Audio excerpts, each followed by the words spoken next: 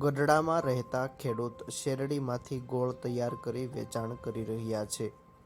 હાલ જોઈએ તો દિવસે ને દિવસે ખેડૂતો રાસાયણિક ખેતી છોડી પ્રાકૃતિક ખેતી અપનાવી રહ્યા છે. રાસાયણિક ખેતીની સરખામણીએ પ્રાકૃતિક ખેતીમાં ખર્ચ ઓછો થતો હોય, ઉત્પાદન સારું મળી રહેતું હોય. આ ઉપરાંત પ્રાકૃતિક ખેતીમાં તૈયાર થતા ખેત પેદાશની દિવસે ને દિવસે માંગ પણ વધી રહી છે.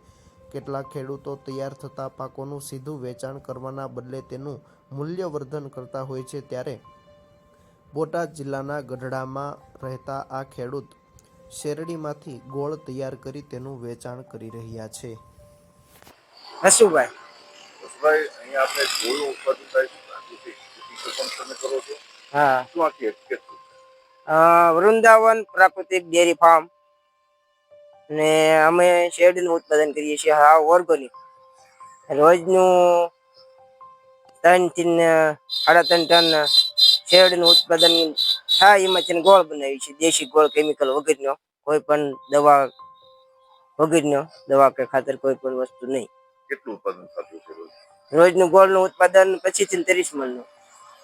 પછી આનું કેવી રીતે વેચાણ કેવી રીતે હોય છે? એવા વેચાણ અહીંયા સ્ટોલમાં કરી અન્ય એટલે તમામ વેચાણ થઈ જતું હોય? તમામ વેચાણ થઈ જાય. એટલે આ તમે કેટલા સમયથી કામ કરો છો? 4 વર્ષથી. એટલે આમ એકંદર જે આ વેચાણ થાય અને આમાં માણસ કેટલા જોઈએ અને કેવી રીતે આખી કામગીરી? માણસ તો 10-15 માણસો જોઈએ, 15 જણા જોઈએ. કેટલો સમય આવ્યું ઉત્પાદન ચાલુ રહે? મહિનાથી 1.25 મહિનો.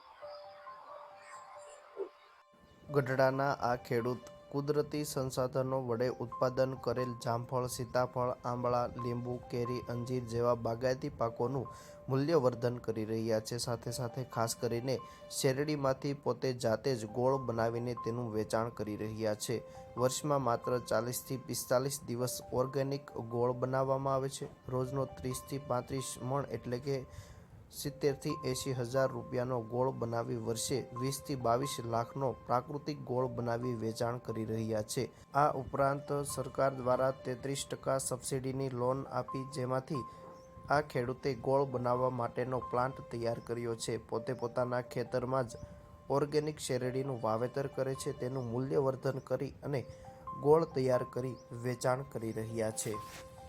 મારું નામ દિનેશભાઈ જીવરાજભાઈ વગાસિયા.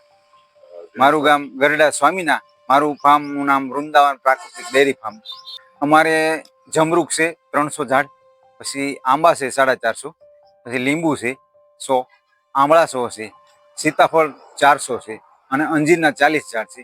આ દરેક વસ્તુમાંથી અમે બધાનું મૂલ્યવર્ધન માટે અંજીરનો જામ બનાવી, જમરૂખનો પલ્પ બનાવી, જમરૂખનો જામ બનાવી, જમરૂખનો પાવડર બનાવી અને જમરૂખનો આઈસ્ક્રીમ પણ બનાવી છે. એવી રીતે અંજીરનો પણ આઈસ્ક્રીમ બનાવી છે. અને આંબાની કેરી તો અમે અહીંયા અત્યારે તો ડાયરેક્ટ સેલિંગ કરવી છે, પણ જો એનો જથ્થો વધશે તો પણ એનું પણ અમે મૂલ્યવર્ધન માટે એનો પાવડર બનાવશું. મારી પાસે 15 એકર જમીન છે ટોટલ, અને એમાં 10 એકરમાં અમે શેરડીનું વાવેતર કરીએ છીએ. તે પણ પ્રાકૃતિક. છેલ્લા 30 વર્ષથી અમે ઓર્ગેનિક 25 વર્ષ કર્યું, અને છેલ્લા 5 વર્ષથી રાજ્યપાલને સાંભળ્યા પછી 5 વર્ષથી પ્રાકૃતિક કરી નાખ્યું. લીંબોળીનું તેલ કે દિવેલીનું ફળ કોઈ પણ વસ્તુ ખરીદતા નથી. અમારી 47 નાની મોટી ગાયો છે, તો એમાંથી જે છાણ નીકળે, ગૌમૂત્ર નીકળે, એનો જ ઉપયોગ કરીએ છીએ.